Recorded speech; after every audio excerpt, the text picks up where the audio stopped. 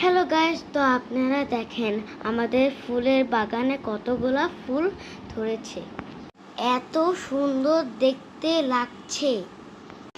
এই ফুলটার নাম কি কে কে বলতে পারবেন?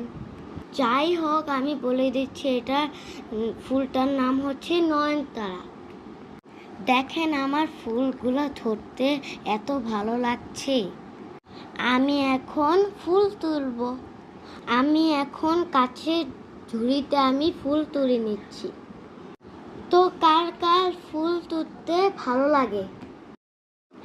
এখন আমি ফুলগুলো পানির ভিতরে ভিজিয়ে রাখবো।